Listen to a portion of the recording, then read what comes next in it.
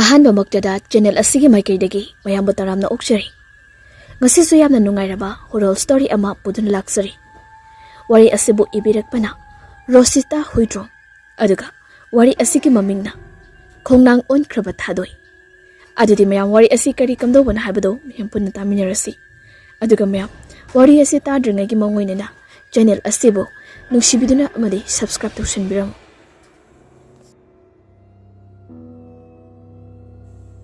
Khongnang ama leirami khul aduda leiriba khunjasing adu laung singu tawduna thangnaba khul singda pho yonduna hingnabagi lambi oirami mafam adu gari phanglamdi san gari da ngakta chatnarami khul aduda sauthoi koba nupa ama leirami sauthoi imung adu mapaga machanupega makoi ahum khakta leirami sauthoina thangnaba khulda pho cheng yonduna lau singu tawduna imung adu pujarami nomagi numidang amani Sauthoigi machunupi italna sak thiduna mabunga mapagabu chananaba kaurami.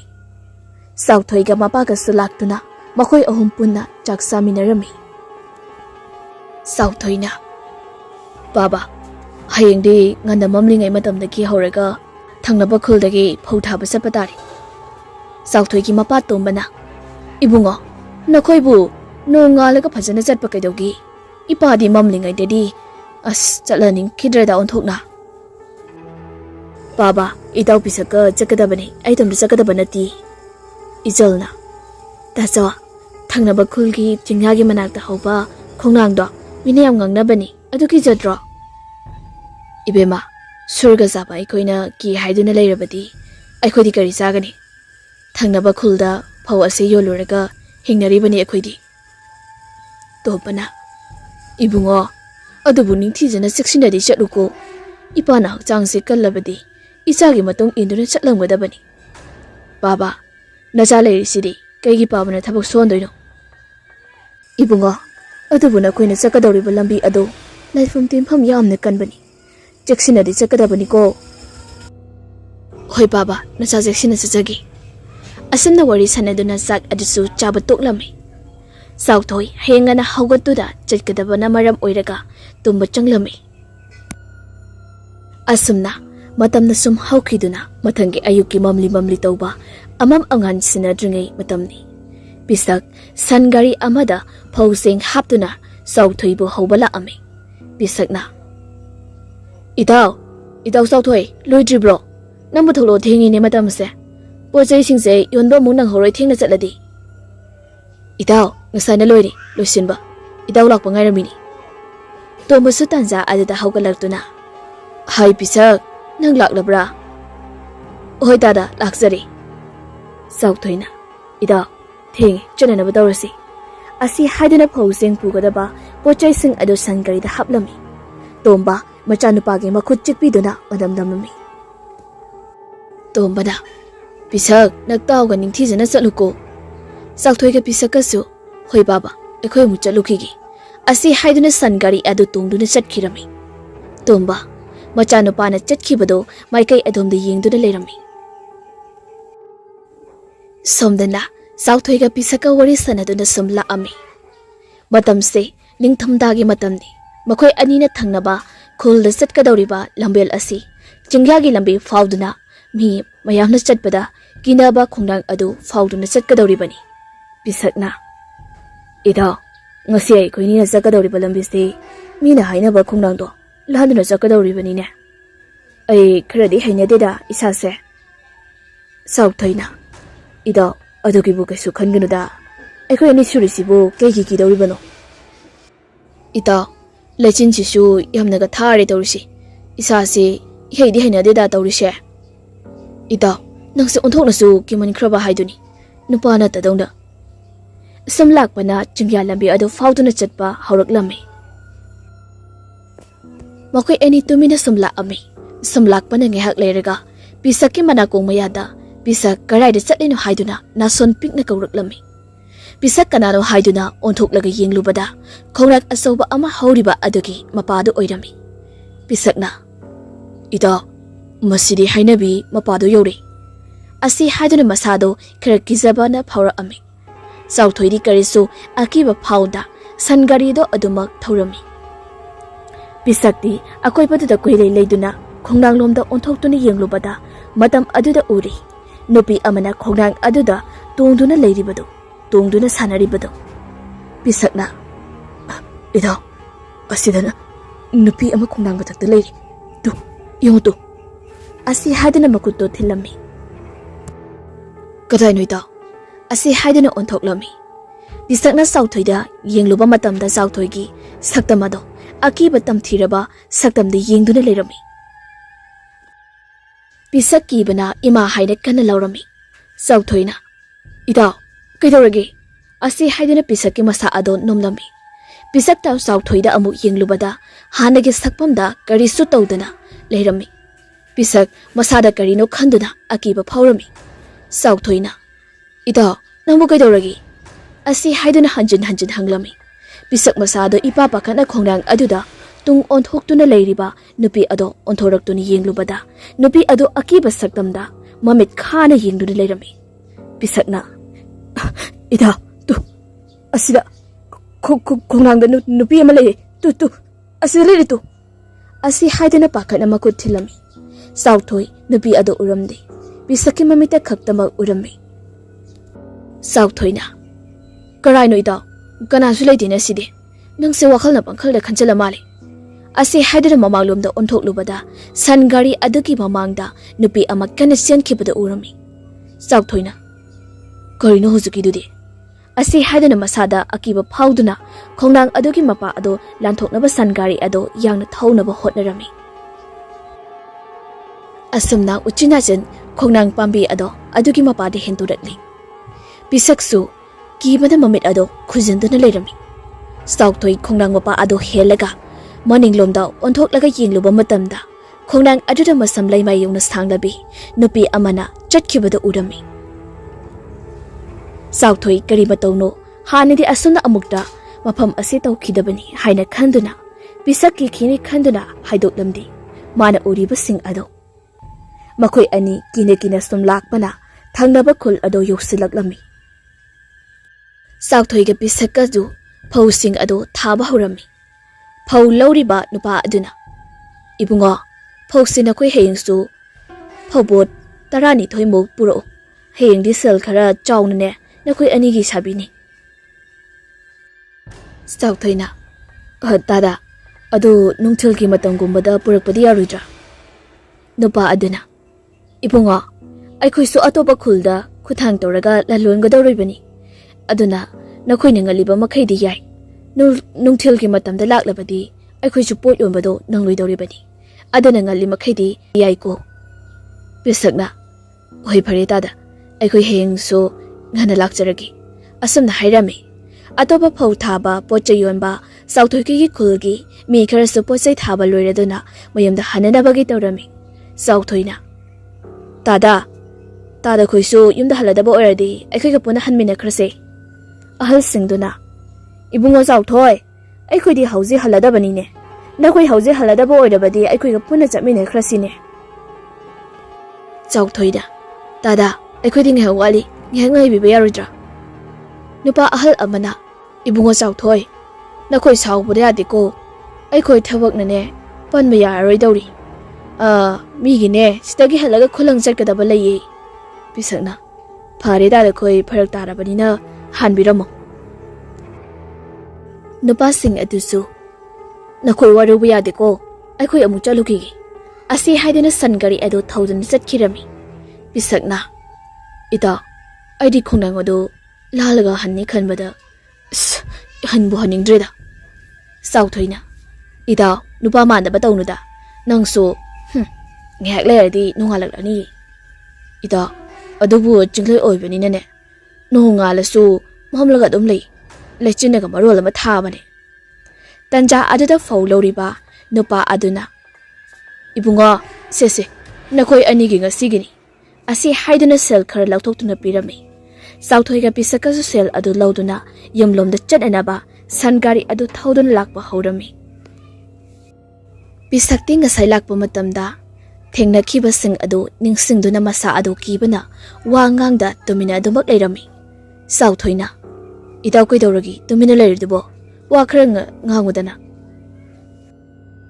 Pisakna Ida Mamanglonggi lambi asangbodo adum maikaido adum chakrasi Sauthoina Ida Mamanglonggi lambi dodi longmapani Sangari chafam leibusu nati gamaina sakadoribano Ida khul thangnabagi lambi se phawraga chatkani khanmada hi lalunbaga se tokning lebanida Ida akhodi masigi senphamse tawdrabadi kari charaga hingani thangnabada leiriba khul singsi misingse sel paiba ngakdani aduna ekhodi makhoi pot hondo honjin tawraga hingnabagi lambi oiribani asamna wari sadana lakpana khongnang hawiba mafam ado yoksilaklami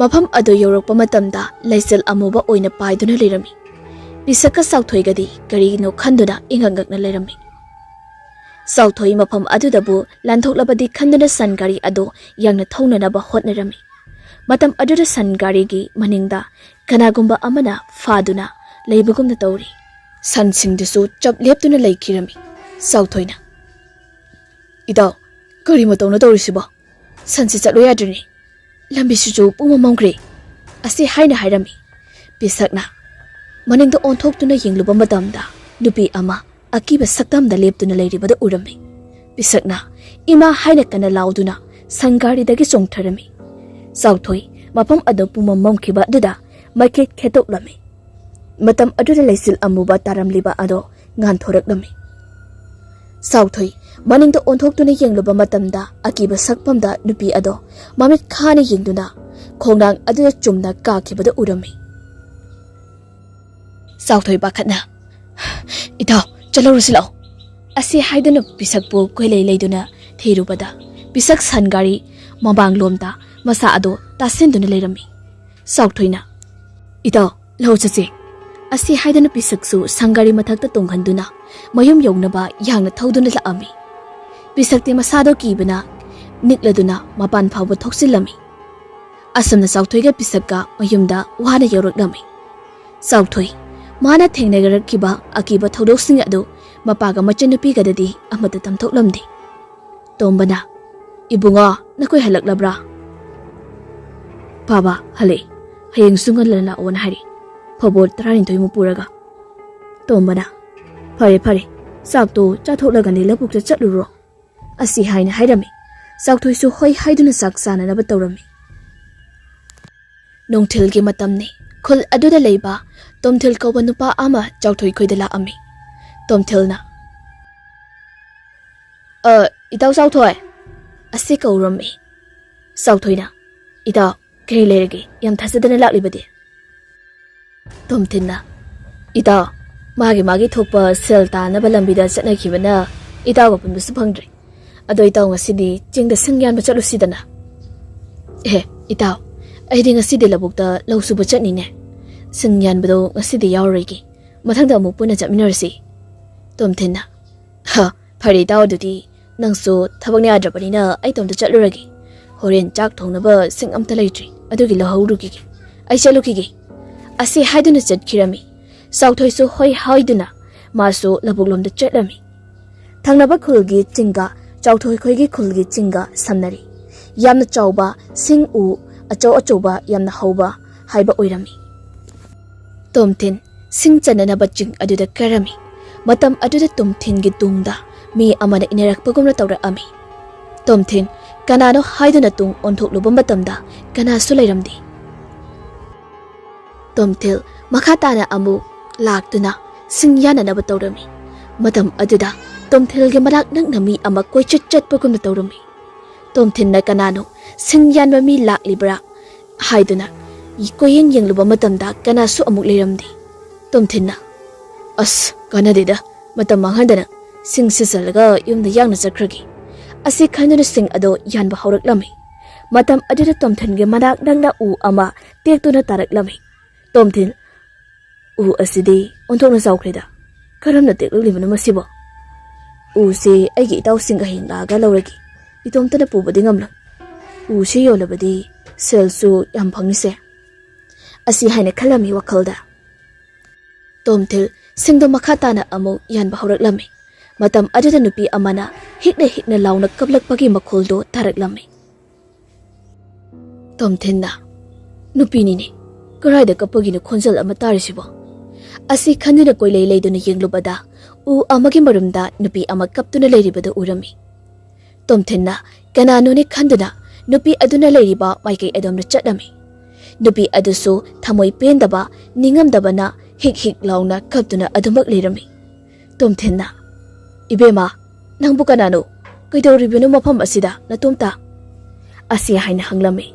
Tomthenna nupi adugi manak nakna changsinbaga nupi adu haugatuna tamna chatkirami. Tomthenna nangbu kanano haiduna ibema haiduna matung adum inarami.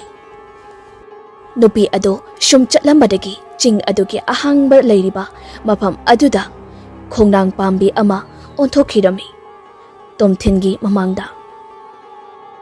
Tomthen matau adu ubada engagakna karino tawriba matau asibo karamna khongnang olibano. Aibu lai haibado thekneraba jatla haiduna tunglomda tapna halami. Matam aduda migumba amada thengjinlami. Tomthen mana thengjlibado kanana haiduna yengthokluba matamda kiba sakpamda mamai inai teirabi nupi ama leptuna lerami. Tomthel matau adu ubada maninglomda khongnanglomda hauriba mafam adomda leithoktuna chenge haina hek tobaga khongnang adudagi magi tungda akiba saktamda leplibi nupi aduga machak chap manaba ama kumtharaklami. Tomthen aina uriba asibu karino khaduna maikei salai khangdana koi chenjelami. Tomthen tung onthokduna nupi ado leibra haiduna yenglami. Adubu kanasu leiramdri khonglang adusu leiramdri. Tomthen nakina mamanglomda chatlege haina onthorakpa matamda khongnang ado amu hauduna leirami. Matau adu ubada Tomthen nakibana maninglomda chenge haina hek tawbaga khongnanggi masa amadagi uri wari taraktuna Tomthelgi mangaksamda yetsilami. Tomthen khongnang adugi mathakta yengkhatluba matamda uri ngasagi nupi aduna maya laungna kathoktuna noktuna khongnang adugi masa amada naptuna leiriba ado. Tomthen nupi adugi saktam adu ubada kibana ima haina lauduna magi mangaksamda yeshiliba laksiliba uri wari sing ado lokthoknanaba kana hotnajaduna kana leibagi aibo amukta kanbiyo haiduna kaptuna laujurami. Tamthiraba saktam ado nupi aduna khakna noktuna uri aduna Tomthenbu mangaksam aduda laktuna khongnang adugi mathakta jingkhatlami. Tomthenna uri wari sing adu lokthokpasu ngamda nupi adugi saktam ado ubada amuka hena kibana ima haiduna koilau laujurami. Tamthiraba nupi aduna Tomthenbu khongnang adugi mathakta pukhatuna mangakto laktuna thawai lorami. Tomthen khudak aduda aroiba sor honkhirami. Somda yasanglakpa matamni Tomthelgi mama ibelei muchanupana yumda halak mandraba aduda laikai aduda satuna koithi thirami. Ibeleina Sauthoigi yumda laami. Ibelei makoi yumda changlakpada ubada Sauthoina urami. Ine kaidorage ithathajadana laisibo ekhoi chandagi phiga lawgadaba leibro. Sauthoi ataigi nati inena laisi nangi maruk Tomthendo hauji fawo yumda hanjalaktri matamnaga sum thenjilakwa asida nakhoidaga lakpra haiduna hangba laklibani. Ine itaw Tomthendi ngasai nungthilda singyanba chingda chatluse haiduna hawbala ambani. Aidi lawsuba chatkani haibaduda yaroina singjanbado chatri. Aingonda su ngasai se singjanba chatlu nubudi hairambani. Adabu matam se thengi hauji pawa halaktusibu kari tawraba jatno. Ine thangnaba khulda singyonbaga chatpagi thengakpa orangan suyai. Sauthoi ehemukta atopa mamanaba singdane kana chingda singyanba sakki haiduna amta hanglukhigi ko. Hoi haiduna Chauthoi su ibelena sakibado yengduna adumak lehawi. Ibelai machanupabu thiba yaba thirabasu phanglamdi. Yumdasu halakdi matana sum haukhibana numidangi matam oiraklami. Laikai aduda Tomthel mangkhri chingda singyanba chatkibadagi halaktri haiduna wawa laurami. Laikai miyam punduna ibelai yumda leirami. Imagi ibungo nangbu bapam kharaida leibage. Nangbu yumda halao ima isaki masak udana leibagamdre imagi ibungo. Asi haiduna yamna kaplami ꯈꯨꯜ ꯑꯗꯨꯒꯤ ꯅꯨꯄꯤꯁꯤꯡꯅ ꯏꯕꯦꯂꯩꯕꯨ ꯊꯦꯝꯖꯤꯟꯕꯤꯔꯝꯂꯤ꯫ ꯅꯨꯄꯤ ꯃꯧ ꯃꯌꯥꯏ ꯑꯣꯏꯕ ꯑꯃꯅ "ꯏꯅꯦ ꯀꯞꯂꯅꯨ, ꯅꯁꯥꯗꯣ ꯁꯣꯛꯂꯅꯤ, ꯇꯣꯝꯊꯤꯟꯁꯨ ꯀꯔꯤꯁꯨ ꯇꯧꯔꯝꯃꯣꯏ, ꯊꯪꯅꯕ ꯈꯨꯜꯗ ꯆꯠꯂꯝꯕꯁꯨ ꯌꯥꯏ, ꯀꯞꯀꯅꯨꯁꯤ" ꯑꯁꯤ ꯍꯥꯏꯗꯨꯅ ꯃꯌꯥꯝꯅ ꯊꯦꯝꯖꯤꯟꯕꯤꯔꯝꯃꯤ꯫ ꯏꯕꯦꯂꯩ ꯃꯆꯥꯕꯨ ꯅꯤꯡꯁꯤꯡꯖꯗꯨꯅ ꯀꯞꯇꯨꯅ ꯑꯗꯨꯃꯛ ꯂꯩꯔꯝꯃꯤ꯫ ꯈꯨꯜ ꯑꯗꯨꯒꯤ ꯑꯍꯜ ꯑꯣꯏꯔꯕ ꯅꯨꯄꯥ ꯑꯃꯅ "ꯈꯨꯜ ꯑꯁꯤꯗ ꯂꯩꯔꯤꯕ ꯃꯤꯌꯥꯝ ꯄꯨꯟꯅ ꯇꯥꯕꯤꯌꯨ, ꯉꯁꯤꯒꯤ ꯑꯍꯤꯡꯁꯤꯃꯗꯤ ꯇꯣꯝꯊꯤꯟꯕꯨ ꯍꯜꯂꯛꯄ꯭ꯔꯥ ꯍꯥꯏꯅ ꯌꯦꯡꯂꯁꯤ ꯑꯩꯈꯣꯏ꯫ ꯍꯜꯂꯛꯇꯕ ꯇꯥꯔꯕꯗꯤ ꯈꯨꯜꯒꯤ ꯅꯍꯥ ꯑꯉꯥꯡ ꯈꯥꯛꯇꯅ ꯍꯌꯦꯡ ꯆꯤꯡꯗ ꯆꯠꯇꯨꯅ ꯇꯣꯝꯊꯤꯟꯕꯨ ꯊꯤꯕ ꯆꯠꯂꯨꯔꯁꯤ" ꯑꯁꯨꯝꯅ ꯍꯥꯏꯔꯝꯃꯤ꯫ ꯃꯌꯥꯝ ꯃꯔꯛ ꯑꯗꯨꯗ ꯆꯥꯎꯊꯣꯏꯁꯨ ꯌꯥꯎꯔꯤꯕꯅꯤ꯫ ꯑꯍꯜ ꯑꯗꯨꯅꯁꯨ ꯍꯥꯏꯔꯤꯕ ꯋꯥ ꯑꯗꯨꯗ ꯃꯌꯥꯝꯁꯨ ꯌꯥꯅꯔꯝꯃꯤ꯫ ꯆꯥꯎꯊꯣꯏ ꯃꯇꯥꯎ ꯇꯣꯝꯊꯤꯟꯕꯨ ꯀꯔꯤ ꯊꯣꯛꯂꯒꯕ ꯈꯟꯗꯨꯅ ꯋꯥꯈꯜ ꯌꯥꯝꯅ ꯅꯨꯡꯉꯥꯏꯖꯔꯝꯗꯦ꯫ ꯑꯁꯨꯝꯅ ꯈꯨꯜ ꯑꯗꯨꯒꯤ ꯃꯤꯑꯣꯏꯁꯤꯡ ꯑꯗꯨ ꯋꯥ ꯂꯦꯞꯅꯔꯕ ꯃꯇꯨꯡ ꯃꯌꯨꯝ ꯃꯌꯨꯝꯗ ꯍꯟꯅꯈꯤꯔꯝꯃꯤ꯫ ꯅꯨꯄꯤ ꯈꯔ ꯑꯃꯅ ꯏꯕꯦꯂꯩꯒꯤ ꯃꯌꯨꯝꯗ ꯄꯨꯟꯅ ꯂꯩꯃꯤꯟꯅꯔꯝꯃꯤ꯫ ꯆꯥꯎꯊꯣꯏ ꯌꯨꯝꯗ ꯍꯜꯂꯛꯇꯨꯅ ꯃꯥꯒꯤ ꯀꯥꯗ ꯇꯨꯝꯕ ꯆꯪꯂꯝꯃꯤ꯫ ꯆꯥꯎꯊꯣꯏ ꯃꯇꯥꯎ ꯇꯣꯝꯊꯤꯟꯅ ꯃꯉꯣꯟꯗ ꯁꯤꯡ ꯆꯟꯕ ꯆꯠꯂꯨꯁꯦ ꯍꯥꯏꯗꯨꯅ ꯍꯧꯔꯝꯕ ꯂꯥꯛꯑꯝꯕ ꯑꯗꯨ ꯅꯤꯡꯁꯤꯡꯗꯨꯅ ꯑꯗꯨꯃꯛ ꯂꯩꯔꯝꯃꯤ꯫ ꯇꯟꯖꯥ ꯑꯗꯨꯗ ꯇꯣꯝꯕ ꯆꯥꯎꯊꯣꯏꯒꯤ ꯀꯥꯗ ꯆꯪꯂꯛꯇꯨꯅ "ꯏꯕꯨꯡꯉꯣ, ꯅꯪꯕꯨ ꯇꯨꯝꯂꯕ꯭ꯔꯣ?" ꯆꯥꯎꯊꯣꯏꯅ "ꯕꯥꯕꯥ ꯇꯨꯝꯕ ꯆꯪꯂꯤ" ꯍꯥꯏꯔꯝꯃꯤ꯫ ꯇꯣꯝꯕꯅ "ꯍꯌꯦꯡꯁꯦ ꯇꯣꯝꯊꯤꯟ ꯌꯨꯝꯗ ꯍꯜꯂꯛꯇ꯭ꯔꯕꯗꯤ ꯆꯤꯡꯗ ꯈꯨꯟꯖꯥ ꯃꯌꯥꯝ ꯑꯃ ꯊꯤꯕ ꯆꯠꯀꯗꯧꯔꯤꯕꯅꯤꯅ ꯅꯪꯁꯨ ꯍꯌꯦꯡꯗꯤ ꯊꯪꯅꯕ ꯈꯨꯜꯗ ꯄꯣꯠꯆꯩ ꯊꯥꯕ ꯆꯠꯂꯅꯨ, ꯍꯌꯦꯡꯗꯤ ꯂꯦꯞꯄꯣ" ꯑꯁꯤ ꯍꯥꯏꯅ ꯍꯥꯏꯔꯝꯃꯤ꯫ ꯆꯥꯎꯊꯣꯏꯁꯨ ꯋꯥꯈꯜ ꯅꯨꯡꯉꯥꯏꯇꯅ "ꯍꯣꯏ ꯕꯥꯕꯥ, ꯂꯦꯞꯂꯒꯦ꯫ ꯕꯥꯕꯥꯁꯨ ꯇꯨꯝꯂꯨꯔꯣ, ꯊꯦꯡꯉꯤ꯫ ꯐꯔꯦ ꯐꯔꯦ, ꯅꯪꯁꯨ ꯇꯨꯝꯂꯣ" ꯑꯁꯤ ꯍꯥꯏꯗꯨꯅ ꯇꯨꯝꯕ ꯆꯪꯈꯤꯔꯝꯃꯤ ꯃꯄꯥꯁꯨ꯫ ꯆꯥꯎꯊꯣꯏꯁꯨ ꯇꯨꯝꯅꯅꯕ ꯇꯧꯔꯝꯃꯤ꯫ ꯆꯥꯎꯊꯣꯏ ꯃꯈꯣꯏꯒꯤ ꯈꯨꯜꯒꯤ ꯆꯤꯡꯗ ꯇꯣꯝꯊꯤꯟꯕꯨ ꯊꯤꯕ ꯃꯇꯣꯝꯇ ꯂꯥꯛꯑꯝꯃꯤ꯫ ꯆꯥꯎꯊꯣꯏꯅ "ꯏꯇꯥꯎ ꯇꯣꯝꯊꯤꯟ" ꯍꯥꯏꯗꯨꯅ ꯀꯅꯥ ꯀꯅꯥ ꯂꯩꯒꯦ ꯍꯥꯏꯗꯨꯅ ꯀꯟꯅ ꯀꯟꯅ ꯀꯧꯔꯝꯃꯤ꯫ ꯆꯥꯎꯊꯣꯏꯒꯤ ꯃꯥꯡꯗ ꯅꯨꯄꯤ ꯑꯃ ꯈꯥꯛꯅ ꯈꯥꯛꯅ ꯅꯣꯛꯇꯨꯅ ꯀꯟꯅ ꯆꯦꯟꯈꯤꯔꯝꯃꯤ꯫ ꯆꯥꯎꯊꯣꯏꯅ ꯀꯅꯥꯅꯣ ꯍꯥꯏꯗꯨꯅ ꯀꯣꯏꯂꯥꯎ ꯂꯥꯎꯔꯝꯃꯤ꯫ ꯃꯇꯝ ꯑꯗꯨꯗ ꯎ ꯑꯃꯒꯤ ꯃꯔꯨꯝꯗꯒꯤ ꯇꯣꯝꯊꯤꯟꯅ "ꯏꯇꯥꯎ ꯆꯥꯎꯊꯣꯏ" ꯍꯥꯏꯅ ꯀꯧꯔꯛꯂꯝꯃꯤ꯫ ꯆꯥꯎꯊꯣꯏꯅ "ꯇꯣꯝꯊꯤꯟ, ꯏꯃꯥꯅ ꯅꯪꯕꯨ ꯊꯤꯍꯧꯔꯤ, ꯂꯥꯛꯑꯣ, ꯌꯨꯝꯗ ꯍꯜꯂꯁꯤ ꯂꯥꯛꯑꯣ, ꯌꯨꯝꯗ ꯆꯠꯂꯁꯤ ꯂꯥꯛꯑꯣ." "ꯏꯇꯥꯎ, ꯅꯪ ꯆꯠꯈ꯭ꯔꯣ" ꯑꯁꯤ ꯍꯥꯏꯗꯨꯅ ꯇꯞꯅ ꯇꯞꯅ ꯑꯗꯨꯃꯛ ꯆꯠꯈꯤꯔꯝꯃꯤ꯫ "ꯏꯇꯥꯎ, ꯑꯃꯨꯛꯇ ꯉꯥꯏꯈꯣ, ꯌꯨꯝꯗ ꯆꯠꯂꯁꯤ ꯂꯥꯛꯑꯣ" ꯑꯁꯤ ꯍꯥꯏꯗꯨꯅ ꯇꯣꯝꯊꯤꯟꯅ ꯆꯠꯈꯤꯕꯗꯨ ꯇꯥꯟꯅꯔꯝꯃꯤ꯫ ꯆꯥꯎꯊꯣꯏꯅ ꯇꯣꯝꯊꯤꯟꯕꯨ ꯇꯥꯟꯅꯔꯛꯄꯅ ꯎꯔꯤ ꯆꯤꯡ ꯑꯗꯨꯒꯤ ꯃꯊꯛꯇ ꯈꯣꯡꯅꯥꯡ ꯑꯃ ꯍꯧꯗꯨꯅ ꯂꯩꯔꯤꯕꯗꯨ꯫ ꯆꯥꯎꯊꯣꯏꯅ "ꯏꯇꯥꯎ ꯇꯣꯝꯊꯤꯟ, ꯂꯥꯛꯑꯣ, ꯌꯨꯝꯗ ꯆꯠꯂꯁꯦ ꯍꯥꯏꯕꯅꯤ" ꯑꯁꯤ ꯍꯥꯏꯅ ꯍꯥꯏꯔꯝꯃꯤ꯫ ꯇꯣꯝꯊꯤꯟ ꯋꯥ ꯀꯔꯤꯁꯨ ꯉꯥꯡꯗ ꯈꯣꯡꯅꯥꯡ ꯑꯗꯨꯗ ꯀꯥꯗꯨꯅ ꯎꯔꯤ ꯋꯥꯔꯤꯁꯤꯡ ꯑꯗꯨꯅ ꯃꯉꯛꯁꯝ ꯑꯗꯨ ꯌꯦꯠꯁꯤꯟꯗꯨꯅ ꯈꯣꯡꯅꯥꯡ ꯑꯗꯨꯗꯒꯤ ꯐꯜ ꯂꯥꯎꯅ ꯆꯣꯡꯊꯔꯛꯇꯨꯅ ꯇꯣꯝꯊꯤꯟ ꯈꯨꯗꯛ ꯑꯗꯨꯗ ꯊꯋꯥꯏ ꯊꯥꯈꯤꯔꯝꯃꯤ꯫ ꯆꯥꯎꯊꯣꯏ ꯃꯇꯧ ꯑꯗꯨ ꯎꯕꯗ ꯇꯣꯝꯊꯤꯟ "ꯉꯥꯏꯈꯣ, ꯑꯗꯨꯝꯅ ꯇꯧꯒꯅꯨ" ꯍꯥꯏꯗꯨꯅ ꯀꯟꯅ ꯂꯥꯎꯔꯝꯃꯤ꯫ ꯇꯟꯖꯥ ꯑꯗꯨꯗ ꯄꯤꯁꯛꯅ "ꯏꯇꯥꯎ ꯆꯥꯎꯊꯣꯏ, ꯀꯩꯗꯧꯔꯒꯦ?" ꯍꯥꯏꯅ ꯍꯪꯂꯛꯑꯝꯃꯤ꯫ ꯆꯥꯎꯊꯣꯏꯁꯨ ꯄꯤꯁꯛꯅ ꯃꯁꯥ ꯅꯣꯝꯗꯨꯅ ꯍꯧꯗꯣꯔꯛꯄ ꯑꯗꯨꯗ ꯃꯤꯀꯞ ꯊꯣꯛꯂꯛꯑꯝꯃꯤ꯫ "ꯑꯩꯅ ꯍꯧꯖꯤꯛ ꯃꯪꯂꯤꯕ ꯃꯪꯗꯨꯕꯨ ꯀꯔꯤ ꯃꯪꯅꯣ?" ꯑꯁꯤ ꯍꯥꯏꯗꯨꯅ ꯃꯁꯥꯗ ꯑꯀꯤꯕ ꯆꯤꯡꯅꯕ ꯐꯥꯎꯔꯝꯃꯤ꯫ ꯄꯤꯁꯛꯅ "ꯏꯇꯥꯎ ꯆꯥꯎꯊꯣꯏ, ꯀꯩꯗꯧꯔꯒꯦ? ꯉꯁꯤ ꯆꯠꯂꯔꯣꯏꯗ꯭ꯔꯣ ꯄꯣꯠꯆꯩ ꯊꯥꯕꯗꯣ?" ꯆꯥꯎꯊꯣꯏꯅ "ꯏꯇꯥꯎ, ꯉꯁꯤꯗꯤ ꯂꯦꯞꯂꯁꯤ, ꯇꯣꯝꯊꯤꯟꯕꯨ ꯊꯤꯕ ꯄꯨꯟꯅ ꯆꯠꯂꯨꯔꯁꯤ" ꯍꯥꯏꯔꯝꯃꯤ꯫ ꯄꯤꯁꯛꯅ "ꯍꯣꯏ ꯏꯇꯥꯎ, ꯑꯩꯁꯨ ꯃꯗꯨ ꯍꯥꯏꯒꯦꯅ ꯇꯧꯕꯅꯤ, ꯄꯨꯟꯅ ꯆꯠꯂꯨꯔꯁꯤ, ꯇꯣꯝꯊꯤꯟꯕꯨ ꯊꯤꯕ ꯑꯩꯈꯣꯏ ꯄꯨꯟꯅ."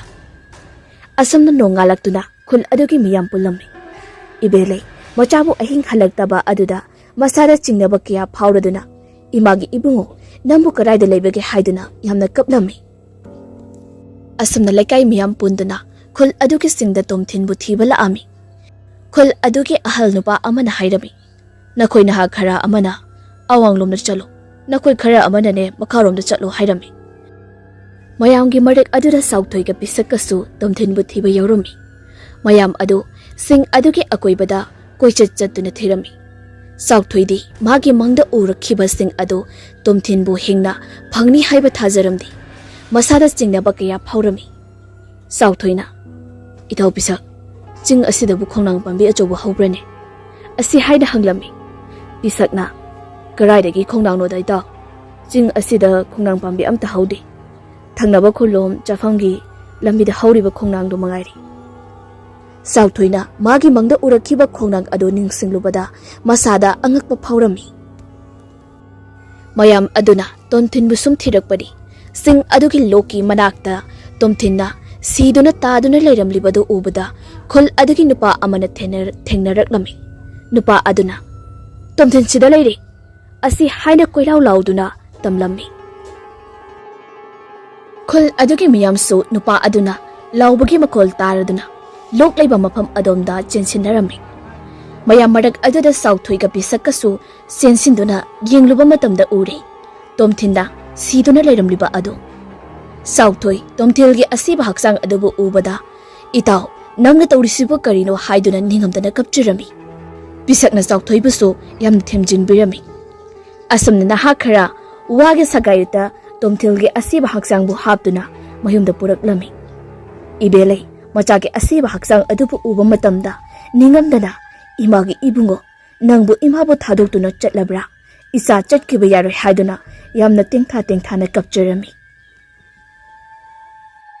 laikai miyam aduna ibelaibu thimjin birami asumna laikai miyam sangduna tomthinbu aroiba mathomangam pangthokna bagidamak potloinaba semsarami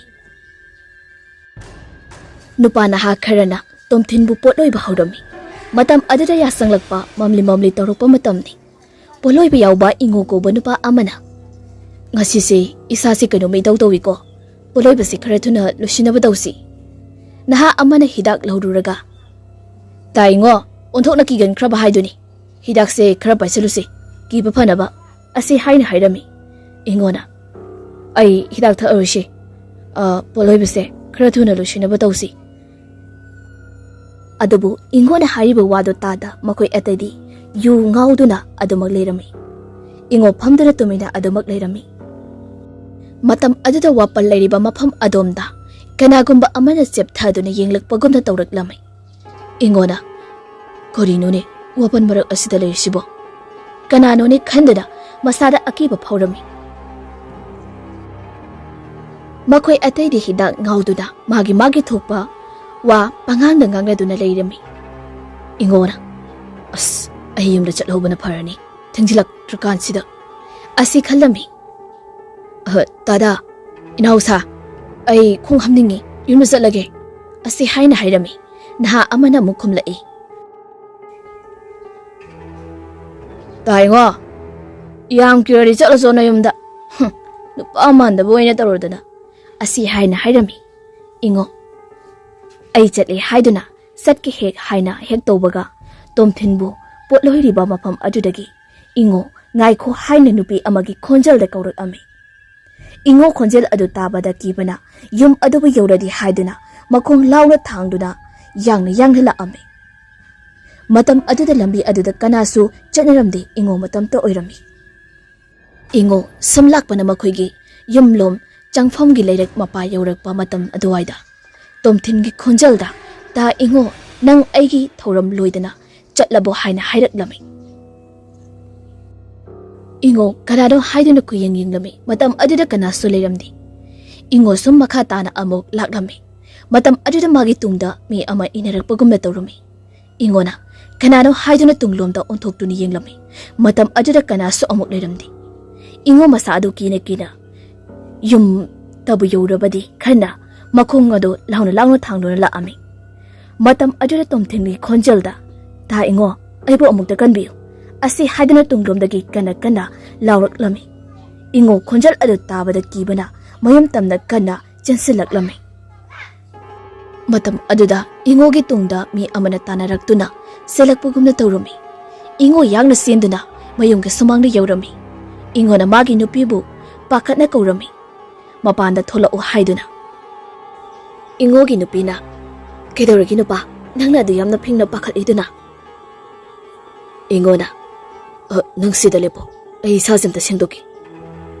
ingogi nupisu magi nupagi matau adu ubada karino mathoklamani khandana jingnaduna mangol aduda famdana magi nupa iruzaba ngairami ingosu iruzaba loiraduna imungda sangduna tomba changlami ingo ngasai mana thengnarakhiba akiba thodoksing adu ningsingduna tumthaba yaramdi magi nupina nupa nangbu kadawa yauragi nasadi ipa pakhatlibidubo asi haina hanglami ingona magi nupida mana ꯊꯦꯡꯅꯔꯛꯈꯤꯕ ꯑꯀꯤꯕ ꯊꯧꯗꯣꯛꯁꯤꯡ ꯑꯗꯨ ꯅꯤꯡꯁꯤꯡꯂꯝꯃꯤ꯫ ꯃꯥꯒꯤ ꯅꯨꯄꯤꯅ, "ꯅꯨꯄꯥ, ꯅꯪ ꯅꯁꯥꯗꯣ ꯀꯤꯔꯗꯤ ꯈꯣꯏꯖꯨ ꯂꯩꯈꯥꯝ ꯊꯥꯗꯣꯛꯀꯦ." "ꯍꯣꯏ ꯅꯨꯄꯤ, ꯈꯣꯏꯖꯨ ꯂꯩꯈꯥꯝꯗꯣ ꯊꯥꯗꯣꯛꯀꯦ ꯊꯥꯗꯣꯛ, ꯅꯠꯇ꯭ꯔꯕꯗꯤ ꯑꯩ ꯑꯍꯤꯡꯁꯦ ꯇꯨꯝꯊꯕ ꯌꯥꯒꯗꯕ ꯃꯥꯟꯗ꯭ꯔꯦ." ꯏꯉꯣꯒꯤ ꯅꯨꯄꯤꯁꯨ ꯈꯣꯏꯖꯨ ꯂꯩꯈꯥꯝ ꯂꯧꯔꯨꯗꯨꯅ ꯌꯨꯝ ꯑꯗꯨꯒꯤ ꯑꯀꯣꯏꯕꯗ ꯈꯣꯏꯖꯨ ꯂꯩꯈꯥꯝ ꯊꯥꯗꯣꯛꯂꯝꯃꯤ꯫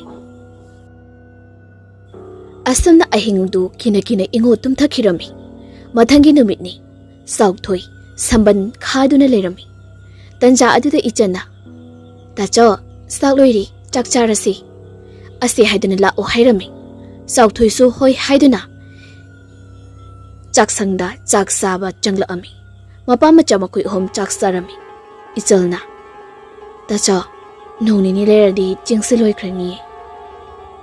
"ꯏꯆꯟ, ꯑꯩꯉꯣꯟꯗ ꯁꯦꯜ ꯈꯔ ꯂꯩꯕꯅꯤ, ꯃꯗꯨꯅ ꯅꯨꯃꯤꯠ 5ꯅꯤ 6ꯅꯤꯃꯨꯛꯀꯤꯗꯤ ꯆꯦꯡꯗꯣ ꯀꯣꯟꯅꯅꯕ ꯁꯤꯜꯂꯨ꯫ ꯅꯨꯃꯤꯠ 5ꯅꯤꯃꯨꯛ ꯂꯩꯔꯕꯗꯤ ꯏꯕꯨꯡꯁꯨ ꯃꯤꯒꯤ ꯐꯧ ꯆꯦꯡ ꯊꯥꯕ ꯆꯠꯂꯅꯤ."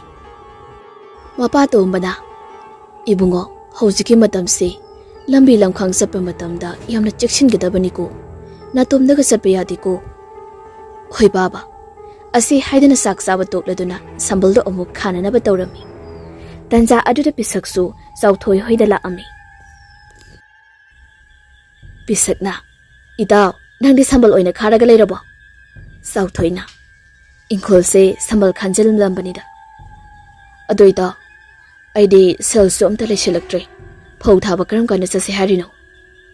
"ꯏꯇꯥꯎ, ꯅꯣꯡ ꯅꯤꯅꯤ ꯂꯩꯔꯒ ꯆꯠꯂꯁꯤ, ꯑꯩꯁꯨ ꯁꯦꯜꯕꯨꯗꯤ ꯂꯩꯁꯤꯜꯂꯛꯇ꯭ꯔꯕꯅꯤ ꯑꯝꯇ."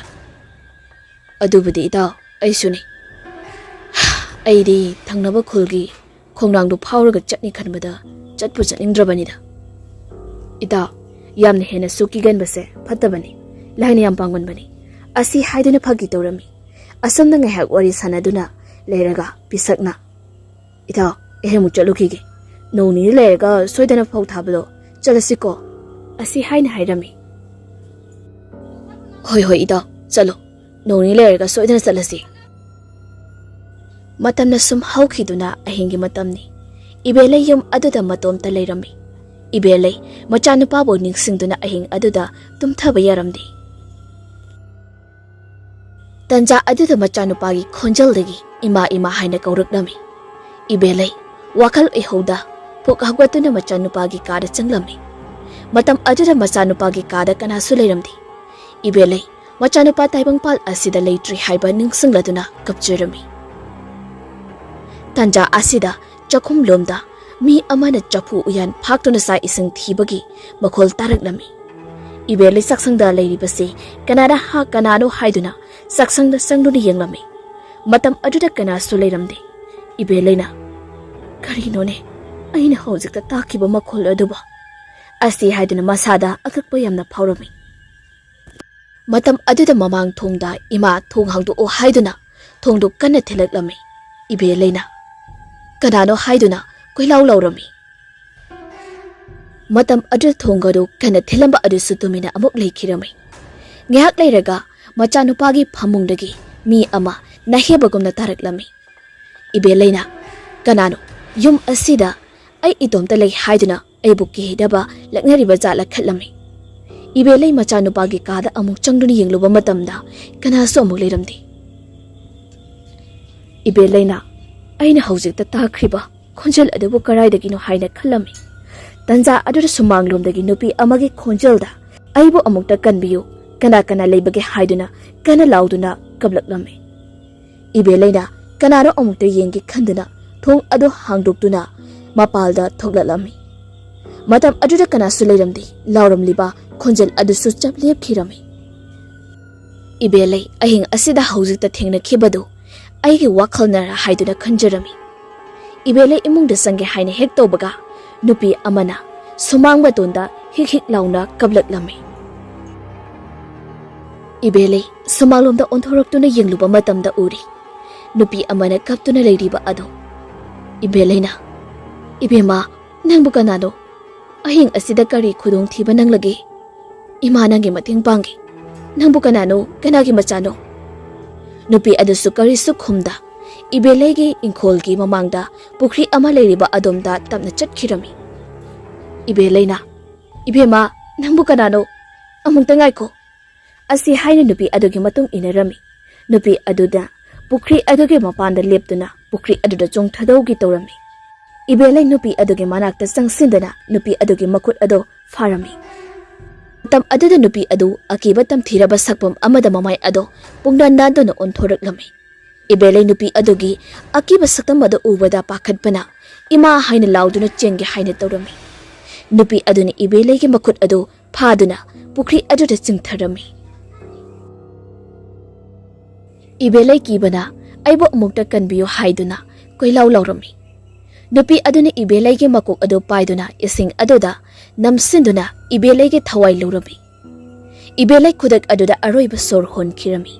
Somdana, no ngalamdagi mam amam angan sinarakpa matamni. Kul adudagi keso kauba nupa amaga, thoiba amadi, singkhay ba koy ohom thangnaba, kulda phau thaba chatlami. Singkhay, san gari ado thawrami. Thoibana, Takeso, Aikoisu, Tangnaba Kulas, the Yum Hongdona Rabadi, Nungagadabanine. Kesona, Thoiba, Hana de Tangnaba Kula Sidagi, Aikoi Kulsina Sil Biba, Putok by Helami Banine. Jinkaina, Dada, Haisu Ibani. I did Tangnaba Kulgilambise, Howduna, Lalon Basakani Kanbada, Charai, no Sibana Pagadabu Malabani. Kesona. Hai deda, Jinkai. Mioibagi punsi kanara tambangambado. No monatraga no madi. No Irakini ne Kuishua. Asamna Wari Sanadana, Makoy Homsum, Lakpana Tangnaba Kulgi Lambi, Satpamgi Kongnang Ado, Yosila Ami. Thoibadi Mapamado Europada, Masado, Akiba Paurami. Some Lakpana Nupi Amana, Hik Launa, Kablami. Kesona. Inausa, Nupi Amana Kablali Sibu, Karaidano. Haiduna, Quayle Duni Yaglame, Matam Aduda Udi, Gesona Thoibagi Maninda, Akiba Saktam the Nupi Ama, Pamduna Lady Bado. Gesona Nupi Adogi, Saktam Ado Ubada, Ima Haiduna Kana Lauduna, Sangari Dagi Song Tarami. Tinkaisu, Thoiba, on Toklo Bamatamda, Nupi Aduna Mamit Kani Yinduna Lady Bado Uri. Sinkaina, Thoiba, Du, Asi Haiduna Makut Tilami, Thoibana.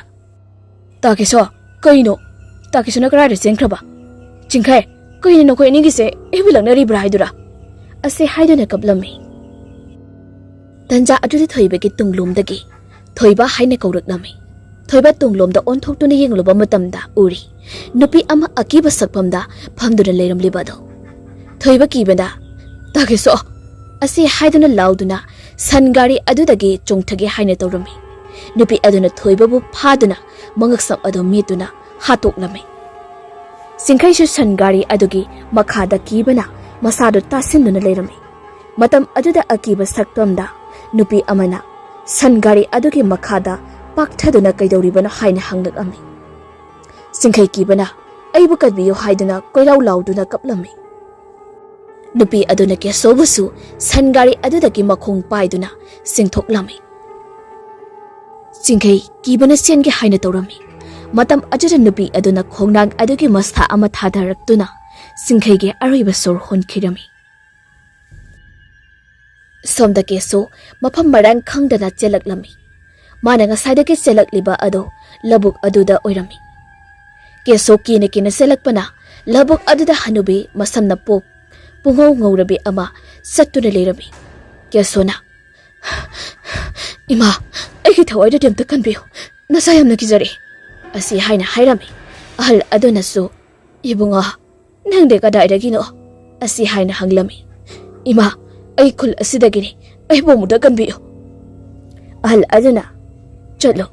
Ima tinbigi. Ima gi mangtaw. Asi haidun keso bo. Mayum tamna yorabadi haiduna chatlami. Keso labuk adudagi kakhalagduna. Lambi yorakpada. Kul adugi naha kara lambi da chatlami. Ahal amana. Keso. Nang di mapam asida kaidawribano. Asi haina haglami. Kesona. Tung onthok lomduna yingluba matamda. Ngasay lakpa nupi ahal ado liramdri. Keso mataw ado ubada masada angakpa phawrami. Kesona. Makoy atay lariba nupasing aduda. Ay buyumda thingbiyo aduga. Wapampum na magtamge hairami. Ahal aduna nupa masasing aduga keso bumayumda thilami. Asum na kesona yum yorokpa matamda. ꯅꯣꯡꯁꯨ ꯉꯥꯟꯊꯣꯔꯛꯂꯝꯃꯤ꯫ ꯈꯨꯜꯒꯤ ꯃꯤꯌꯥꯝ ꯄꯨꯟꯗꯨꯅ ꯀꯦꯁꯣꯅ ꯊꯣꯛꯈꯤꯕ ꯋꯥꯐꯝ ꯄꯨꯝꯅꯃꯛ ꯇꯝꯂꯝꯃꯤ꯫ ꯁꯣꯝꯗꯅ ꯅꯨꯄꯤ ꯑꯃꯅ ꯏꯕꯦꯂꯩ ꯈꯣꯏꯒꯤ ꯌꯨꯝꯗ ꯆꯠꯂꯨꯕ ꯃꯇꯝꯗ ꯏꯕꯦꯂꯩ ꯏꯁꯤꯡꯗ ꯇꯥꯗꯨꯅ ꯂꯩꯔꯝꯂꯤꯕ ꯑꯗꯣ ꯇꯝꯈꯤꯔꯝꯃꯤ꯫ ꯈꯨꯜ ꯑꯗꯨꯗ ꯏꯕꯦꯂꯩ ꯁꯤꯗꯨꯅ ꯂꯩꯔꯝꯂꯤ, ꯑꯗꯨꯒ ꯊꯣꯏꯕꯒ ꯆꯤꯡꯈꯩꯒꯅ ꯃꯥꯡꯈ꯭ꯔꯤ ꯍꯥꯏꯅ ꯋꯥ ꯂꯥꯎꯅꯔꯝꯃꯤ꯫ ꯈꯨꯜ ꯑꯗꯨꯒꯤ ꯃꯤꯌꯥꯝꯁꯨ ꯄꯨꯟꯅ ꯋꯥ ꯈꯟꯅꯔꯝꯃꯤ꯫ ꯑꯍꯜ ꯅꯨꯄꯥ ꯑꯃꯅ ꯑꯩꯈꯣꯏꯒꯤ ꯈꯨꯜ ꯑꯁꯦ ꯂꯩꯕꯗ ꯑꯀꯤ ꯑꯈꯪ ꯅꯪꯗꯨꯅ ꯑꯋꯥꯕ ꯍꯥꯏꯕꯗꯨ ꯑꯣꯏꯔꯤ꯫ ꯑꯗꯨꯅ ꯀꯔꯤ ꯇꯧꯔꯒ ꯐꯒꯗꯒꯦ ꯍꯥꯏꯕꯗꯣ ꯃꯤꯌꯥꯝ ꯄꯨꯟꯅ ꯑꯃꯨꯛꯇ ꯈꯟꯅꯁꯤ꯫ ꯅꯨꯄꯤ ꯑꯍꯜ ꯑꯃꯅ ꯗꯥꯗꯥ, ꯈꯨꯜ ꯑꯁꯤ ꯑꯃꯥꯏꯕꯔꯥ ꯑꯃꯥꯏꯕꯤꯔꯥ ꯑꯍꯩꯕ ꯑꯃ ꯀꯧꯗꯨꯅ ꯌꯦꯡꯊꯣꯛꯇꯨꯅꯅꯦ ꯂꯥꯏ ꯇꯤꯟ ꯈꯣꯏꯔꯝꯕꯅ ꯐꯒꯅꯤ꯫ ꯅꯨꯄꯤ ꯑꯃꯅ ꯑꯗꯨꯕꯨ ꯈꯨꯜ ꯑꯁꯤꯗꯗꯤ ꯑꯃꯥꯏꯕ ꯑꯃꯥꯏꯕꯤ ꯑꯃꯠꯇꯁꯨ ꯂꯩꯇꯦ, ꯀꯔꯝꯅ ꯇꯧꯒꯅꯤ? ꯑꯍꯜ ꯅꯨꯄꯥ ꯑꯗꯨꯅ ꯊꯪꯅꯕꯒꯤ ꯈꯨꯜꯗ ꯌꯥꯝꯅ ꯍꯩꯕ ꯑꯃꯥꯏꯕ ꯏꯕꯣꯕꯤ ꯀꯧꯕ ꯑꯃꯗꯤ ꯂꯩꯕꯅꯤ, ꯃꯗꯨ ꯀꯧꯔꯒ ꯌꯦꯡꯍꯜꯂꯁꯤ꯫ ꯅꯨꯄꯤ ꯑꯃꯅ ꯐꯔꯦ ꯐꯔꯦ, ꯍꯧꯖꯤꯛꯇꯤ ꯂꯩꯇ꯭ꯔꯤꯕ ꯃꯤꯁꯤꯡꯁꯤꯒꯤ ꯑꯔꯣꯏꯕ ꯃꯊꯧ ꯃꯉꯝꯁꯤ ꯄꯥꯡꯊꯣꯛꯂꯁꯤ, ꯑꯗꯨꯒ ꯑꯃꯥꯏꯕꯗꯣ ꯀꯧꯗꯨꯅ ꯌꯦꯡꯍꯜꯂꯁꯤ ꯑꯁꯤ ꯍꯥꯏꯅ ꯋꯥ ꯂꯦꯞꯅꯔꯝꯃꯤ꯫ ꯑꯁꯨꯝꯅ ꯈꯨꯜ ꯑꯗꯨꯒꯤ ꯃꯤꯌꯥꯝ ꯈꯣꯡꯅꯥꯡ ꯍꯧꯔꯤꯕ ꯃꯐꯝ ꯑꯗꯣꯝꯗ ꯆꯠꯇꯨꯅ ꯌꯦꯡꯂꯨꯕꯗ ꯊꯣꯏꯕꯒ ꯆꯤꯡꯈꯩꯒ ꯁꯤꯗꯨꯅ ꯂꯩꯔꯝꯂꯤꯕ ꯑꯗꯣ ꯊꯦꯡꯅꯔꯝꯃꯤ꯫ ꯃꯤꯌꯥꯝ ꯑꯗꯨꯅ ꯆꯤꯡꯈꯩꯒ ꯊꯣꯏꯕꯒꯒꯤ ꯑꯁꯤꯕ ꯍꯛꯆꯥꯡ ꯑꯗꯣ ꯁꯟ ꯒꯥꯔꯤ ꯑꯗꯨꯗ ꯍꯥꯞꯇꯨꯅ ꯄꯨꯔꯛꯂꯝꯃꯤ꯫ ꯊꯣꯏꯕꯒꯤ ꯃꯃꯥ ꯃꯄꯥ ꯃꯆꯥꯒꯤ ꯑꯁꯤꯕ ꯍꯛꯆꯥꯡꯗ ꯎꯕꯗ ꯅꯤꯡꯉꯝꯗꯅ ꯇꯦꯡꯊꯥꯗꯨꯅ ꯀꯞꯂꯝꯃꯤ꯫ ꯆꯤꯡꯈꯩꯒꯤ ꯃꯃꯥ ꯃꯄꯥꯁꯨ ꯃꯆꯥꯒꯤ ꯑꯁꯤꯕ ꯍꯛꯆꯥꯡ ꯑꯗꯨ ꯎꯕꯗ ꯀꯞꯆꯔꯝꯃꯤ꯫ ꯑꯁꯨꯝꯅ ꯏꯕꯦꯂꯩꯒꯤ ꯑꯁꯤꯕ ꯍꯛꯆꯥꯡꯒ ꯊꯣꯏꯕ ꯑꯃꯗꯤ ꯆꯤꯡꯈꯩ ꯃꯈꯣꯏ ꯑꯍꯨꯝꯒꯤ ꯑꯁꯤꯕ ꯍꯛꯆꯥꯡ ꯑꯗꯨ ꯑꯔꯣꯏꯕ ꯃꯊꯧ ꯃꯉꯝ ꯄꯥꯡꯊꯣꯛꯂꯝꯃꯤ ꯂꯩꯀꯥꯏ ꯃꯤꯌꯥꯝ ꯆꯪꯗꯨꯅ꯫ ꯅꯨꯃꯤꯠ ꯑꯗꯨꯒꯤ ꯅꯨꯃꯤꯗꯥꯡꯒꯤ ꯃꯇꯝꯅꯤ꯫ ꯆꯥꯎꯊꯣꯏ ꯃꯥꯡꯒꯣꯟꯗ ꯍꯛꯆꯤꯛ ꯂꯥꯡꯗꯨꯅ ꯐꯝꯂꯒ ꯂꯩꯔꯝꯃꯤ꯫ ꯃꯇꯝ ꯑꯗꯨꯗ ꯃꯈꯣꯏꯒꯤ ꯊꯣꯡꯒꯥꯜ ꯑꯗꯣꯝꯗ ꯅꯨꯄꯤ ꯑꯃꯅ ꯆꯪꯂꯛꯂꯤꯕꯗꯨ ꯎꯔꯝꯃꯤ꯫ ꯆꯥꯎꯊꯣꯏꯅ ꯀꯅꯥꯅꯣ ꯅꯨꯡꯗꯥꯡ ꯑꯁꯤꯗ ꯀꯩꯗꯧꯕ ꯂꯥꯛꯂꯤꯕꯅꯣ ꯍꯥꯏꯅ ꯍꯪꯂꯝꯃꯤ꯫ ꯅꯨꯄꯤ ꯑꯗꯨ ꯇꯨꯃꯤꯟꯅ ꯁꯨꯃꯥꯡ ꯑꯗꯨꯗ ꯂꯦꯞꯇꯨꯅ ꯂꯩꯔꯝꯃꯤ꯫ ꯆꯥꯎꯊꯣꯏꯅ ꯂꯥꯔꯇꯦꯜ ꯑꯗꯨ ꯊꯥꯡꯒꯠꯇꯨꯅ ꯀꯅꯥꯅꯣ ꯅꯪꯕꯨ ꯍꯥꯏꯗꯨꯅ ꯅꯨꯄꯤ ꯑꯗꯨꯒꯤ ꯃꯅꯥꯛꯇ ꯆꯪꯁꯤꯟꯒꯦ ꯍꯥꯏꯅ ꯇꯧꯔꯝꯃꯤ꯫ ꯃꯇꯝ ꯑꯗꯨꯗ ꯆꯥꯎꯊꯣꯏꯅ ꯄꯥꯏꯔꯛꯂꯤꯕ ꯂꯥꯔꯇꯦꯜ ꯑꯗꯣ ꯐꯣꯛ ꯂꯥꯎꯅ ꯄꯣꯛꯈꯥꯏꯈꯤꯔꯝꯃꯤ꯫ ꯆꯥꯎꯊꯣꯏꯅ ꯀꯔꯤ ꯂꯥꯇꯦꯜꯅꯣꯅꯤ ꯍꯥꯏꯗꯨꯅ ꯅꯨꯄꯤ ꯑꯗꯨꯒꯤ ꯃꯥꯏꯀꯩꯔꯣꯝꯗ ꯑꯣꯟꯊꯣꯔꯛꯄ ꯃꯇꯝꯗ ꯅꯨꯄꯤ ꯑꯗꯣ ꯑꯀꯤꯕ ꯁꯛꯇꯝꯗ ꯆꯥꯎꯊꯣꯏꯒꯤ ꯃꯥꯡꯗ ꯂꯦꯞꯇꯨꯅ ꯂꯩꯔꯝꯃꯤ꯫ ꯆꯥꯎꯊꯣꯏꯅ ꯄꯥꯕ ꯍꯥꯏꯅ ꯍꯦꯛ ꯂꯥꯎꯒꯤ ꯇꯧꯕꯒ ꯅꯨꯄꯤ ꯑꯗꯣ ꯑꯃꯨꯕ ꯃꯩꯈꯨ ꯑꯣꯟꯗꯨꯅ ꯆꯥꯎꯊꯣꯏꯒꯤ ꯍꯛꯆꯥꯡꯗ ꯆꯪꯈꯤꯔꯝꯃꯤ꯫ ꯏꯆꯜꯅ ꯇꯥꯆꯧ ꯆꯥꯛ ꯆꯥꯔꯁꯤ ꯂꯥꯛꯑꯣ ꯍꯥꯏꯗꯨꯅ ꯀꯧꯔꯝꯃꯤ꯫ ꯃꯇꯝ ꯑꯗꯨꯗ ꯆꯥꯎꯊꯣꯏꯅ ꯈꯣꯟꯖꯦꯜ ꯑꯅꯤ ꯊꯣꯛꯇꯨꯅ ꯅꯪ ꯑꯩꯒꯤ ꯅꯥꯛꯇ ꯆꯪꯂꯛꯀꯅꯨ, ꯅꯪ ꯑꯩꯒꯤ ꯅꯥꯛꯇ ꯆꯪꯂꯛꯀꯅꯨ ꯍꯥꯏꯅ ꯍꯥꯏꯔꯛꯂꯝꯃꯤ꯫ ꯏꯆꯜꯅ ꯃꯕꯨꯡꯗꯣ ꯀꯔꯤꯅꯣꯃ ꯇꯧꯕ ꯃꯥꯜꯂꯦ ꯈꯟꯗꯨꯅ ꯃꯄꯥꯕꯨꯡꯕꯨꯁꯨ ꯀꯧꯔꯝꯃꯤ꯫ ꯇꯣꯝꯕꯅ ꯏꯕꯨꯡꯉꯣ, ꯅꯪꯕꯨ ꯆꯥꯛ ꯆꯥꯔꯨꯔꯁꯤ ꯂꯥꯛꯑꯣ ꯍꯥꯏꯕꯅꯤ꯫ ꯆꯥꯎꯊꯣꯏ ꯅꯨꯄꯤ ꯑꯃꯒꯤ ꯈꯣꯟꯖꯦꯜꯗ ꯑꯩꯒꯤ ꯏꯅꯥꯛꯇ ꯆꯪꯂꯛꯀꯅꯨ, ꯑꯩꯒꯤ ꯏꯅꯥꯛꯇ ꯆꯪꯂꯛꯀꯅꯨ ꯍꯥꯏꯕ ꯅꯠꯇ꯭ꯔꯥ ꯑꯁꯤ ꯍꯥꯏꯗꯨꯅ ꯇꯣꯝꯕꯒꯤ ꯃꯈꯧꯔꯤ ꯑꯗꯨ ꯃꯦꯠꯂꯝꯃꯤ꯫ ꯏꯆꯟꯅ ꯂꯩꯀꯥꯏ ꯃꯤꯌꯥꯝ ꯇꯥꯅꯕ ꯀꯧꯔꯝꯃꯤ꯫ ꯉꯥꯏꯍꯥꯛ ꯂꯩꯔꯒ ꯂꯩꯀꯥꯏ ꯃꯤꯌꯥꯝꯁꯤꯡ ꯑꯗꯨ ꯆꯥꯎꯊꯣꯏꯒꯤ ꯃꯌꯨꯝꯗ ꯂꯥꯛꯑꯝꯃꯤ꯫ ꯆꯥꯎꯊꯣꯏꯅ ꯇꯣꯝꯕꯒꯤ ꯃꯉꯛ ꯁꯝꯗꯣ ꯃꯦꯠꯂꯤꯕ ꯑꯗꯨ ꯅꯨꯄꯥ 3-4 ꯆꯪꯗꯨꯅ ꯂꯧꯊꯣꯛꯂꯝꯃꯤ꯫ ꯑꯩꯅ ꯅꯈꯣꯏ ꯂꯣꯏꯅ ꯍꯥꯠꯀꯅꯤ ꯑꯁꯤ ꯍꯥꯏꯗꯨꯅ ꯈꯥꯡꯅ ꯅꯣꯛꯂꯝꯃꯤ꯫ ꯅꯨꯄꯥ ꯈꯔ ꯑꯃꯅ ꯆꯥꯎꯊꯣꯏꯕꯨ ꯆꯦꯟꯈꯤꯗꯅꯕ ꯃꯈꯣꯡ ꯃꯈꯨꯠꯇꯣ ꯄꯨꯟꯗꯨꯅ ꯊꯅꯝꯃꯤ꯫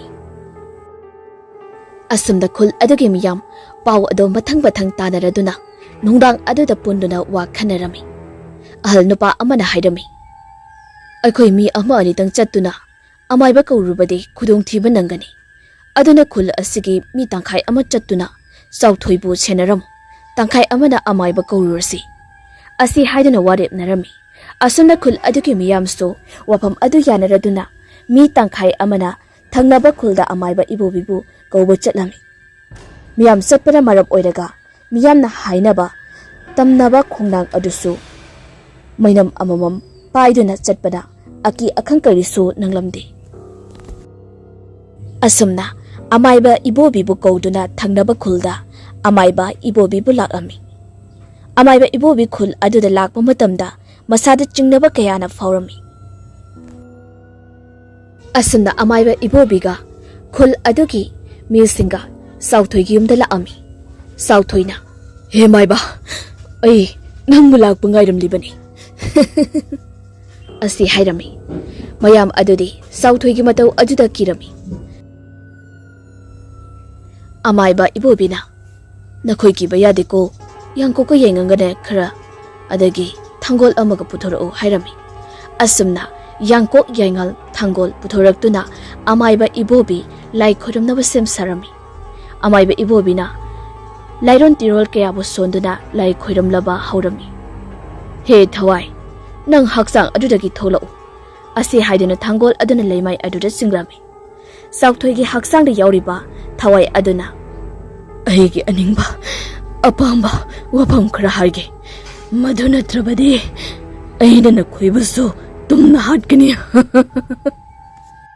ꯑꯃꯥꯏꯕ ꯏꯕꯣꯕꯤꯅ ꯍꯥꯏꯌꯨ ꯅꯪꯒꯤ ꯑꯄꯥꯝꯕꯗꯣ ꯂꯣꯏꯅ ꯍꯥꯏꯌꯨ ꯅꯪꯅ ꯀꯔꯤꯒꯤ ꯈꯨꯜ ꯑꯁꯤꯗ ꯑꯀꯤꯡ ꯑꯈꯪ ꯅꯪꯍꯜꯗꯨꯅ ꯃꯤꯑꯣꯏ ꯀꯌꯥꯒꯤ ꯊꯋꯥꯏ ꯂꯧꯔꯤꯕꯅꯣ ꯀꯔꯤꯒꯤꯅꯣ ꯍꯥꯏꯔꯝꯃꯨ ꯊꯋꯥꯏ ꯑꯗꯨꯅ ꯍꯥꯏꯔꯛꯂꯝꯃꯤ ꯑꯩꯅ ꯍꯤꯡꯂꯤꯉꯩ ꯃꯇꯝꯗ ꯈꯨꯜ ꯊꯪꯅꯕꯗ ꯂꯩꯕ ꯊꯥꯗꯣꯏ ꯍꯥꯏꯕ ꯅꯨꯄꯤꯗꯨꯅꯤ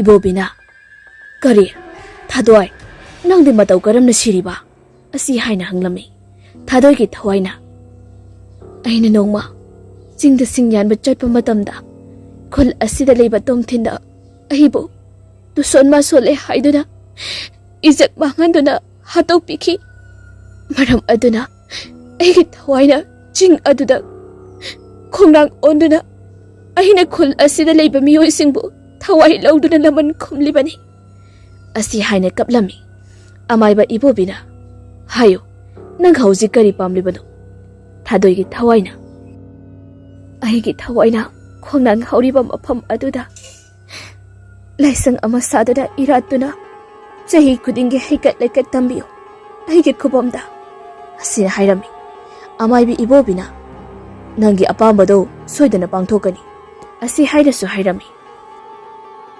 ꯑꯁꯨꯝꯅ ꯊꯥꯗꯣꯏꯒꯤ ꯊꯋꯥꯏ ꯑꯗꯨ ꯃꯥꯡꯈꯤꯔꯝꯃꯤ ꯉꯥꯏꯍꯥꯛ ꯂꯩꯔꯒ ꯆꯥꯎꯊꯣꯏꯁꯨ ꯋꯥꯈꯜ ꯇꯥꯔꯛꯂꯝꯃꯤ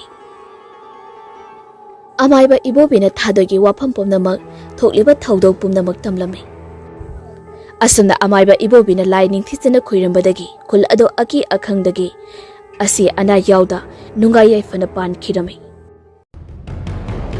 ꯃꯇꯥꯡ ꯑꯁꯤꯗ ꯋꯥꯔꯤ ꯑꯁꯤ ꯂꯣꯏꯖꯔꯤ ꯋꯥꯔꯤ ꯑꯁꯤ ꯄꯥꯊꯣꯛꯆꯕ ꯃꯇꯝꯗ ꯁꯣꯏꯈꯤꯂꯥꯟꯈꯤꯕ ꯌꯥꯎꯔꯕꯁꯨ ꯃꯌꯥꯝꯅ ꯉꯥꯛꯄꯤꯌꯨ ꯍꯥꯏꯖꯔꯤ